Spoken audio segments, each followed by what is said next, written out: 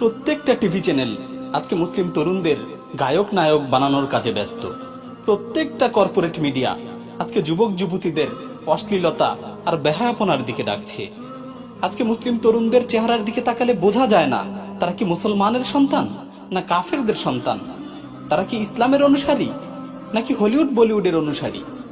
তারা কি মুহাম্মদ সাল্লাল্লাহু আলাইহি ওয়াসাল্লামের উম্মত নাকি আব্রাহাম লিঙ্কনের উম্মত। আজকে মুসলিম তরুণেরা তাদের হেয়ার স্টাইল থেকে শুরু করে পায়ের জুতাটা পর্যন্ত সর্বক্ষেত্রে কাফেরদের স্টাইলের অনুসরণ করছে। হলিউড বলিউডের কুলাঙ্গারদেরকে তাদের আদর্শ হিসেবে গ্রহণ করেছে।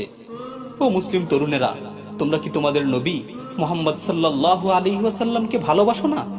তোমরা কি তোমাদের নবী মুহাম্মদ সাল্লাল্লাহু আলাইহি ওয়াসাল্লামের আদর্শকে ভালোবাসো না? আল্লাহ তাআলা পবিত্র কালামে মাজিদে বলছেন, লাকাদ কানা লাকুম ফি রাসূলিল্লাহি উসওয়াতুন হাসানাহ। তোমাদের জন্য আল্লাহর রাসূলের জীবনের মাঝেই রয়েছে উত্তম আদর্শ। ও যুবকেরা, মুহাম্মদ সাল্লাল্লাহু আলাইহি ওয়াসাল্লামের আদর্শের চেয়ে উত্তম আদর্শ আর কার হতে পারে? মুহাম্মদ সাল্লাল্লাহু আলাইহি ওয়াসাল্লামের আদর্শের চেয়ে উত্তম আদর্শ আর কি হতে পারে? রাসূল সাল্লাল্লাহু আলাইহি ওয়াসাল্লামের সুন্নাহর চেয়ে উত্তম স্টাইল আর কি হতে পারে? আসো না আমরা রাসূলের আদর্শকে গ্রহণ করি। আসো না আমরা রাসূলের আদর্শকে গ্রহণ করি, কাফেরদের আদর্শকে বর্জন করি।